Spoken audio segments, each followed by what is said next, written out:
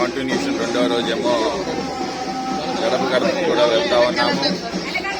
మా అధ్యక్షులు పెద్దలు శ్రీ మాసిపోకరాజు గారి అధ్యక్షతన కార్పొరేటర్ మేడం గారు, శ్రీ మాసిపోక మేరీ జోన్స్ గారు, వారికి ప్రత్యేకంగా ధన్యవాదాలు. అందరూ కూడా చాలా గట్టిగా పనిచేస్తా ఉన్నారు.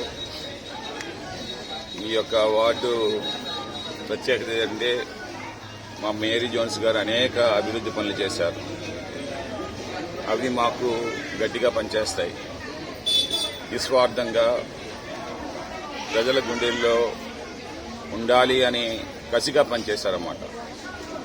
అనేక అభివృద్ధి పనులు ఈ యొక్క వార్డులోని కమ్యూనిటీ హాల్స్ నిర్మాణం కానీ, రోడ్స్ వేయడంలో కానీ, ఎలక్ట్రికల్ పోల్స్ వేయడంలో కానీ, లైటింగ్ సిస్టమ్ కానీ, వాటర్ సిస్టమ్ ఎప్పుడు కూడా నిరంతర వాటర్ సప్లై ఉండేందుకు తనంతా ఎప్పుడు కూడా కృషి చేస్తానే ఉన్నారన్నమాట.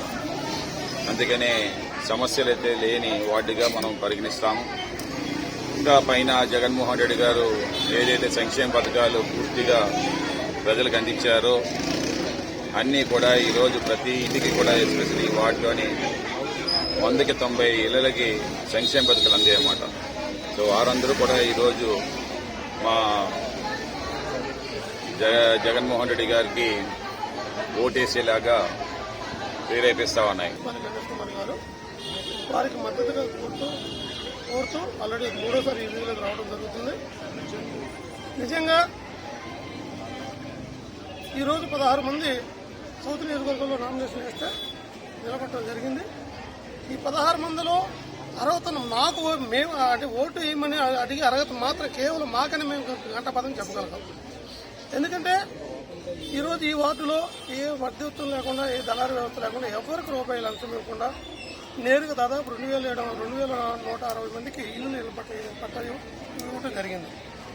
అదేవిధంగా టిక్కు ఇల్లులు కావచ్చు, లేదంటే బిఎల్సీ ఇల్లులు కావచ్చు, ఇవన్నీ కూడా దాదాపు 300 పైచీలకు ఇల్లు ఇవ్వడం జరిగింది. పెద్దలు గౌరవ శాసనసభ్యులు ఆయన ఆచరణలో ఆయన నాయకత్వంలో. అదేవిధంగా ఈరోజు రాష్ట్ర ప్రభుత్వం మన ముఖ్యమంత్రి వర్లన్నీ కూడా నేరుగా ఎవరు మధ్యవర్తులు లేకుండా ప్రతి కుటుంబానికి మనం అందించడం జరిగింది. ముఖ్యంగా మరి చెప్పాలంటే మా వార్డులో దాదాపు 99% కూడా నిరుపేదలు ఉన్న ఈ వార్డులో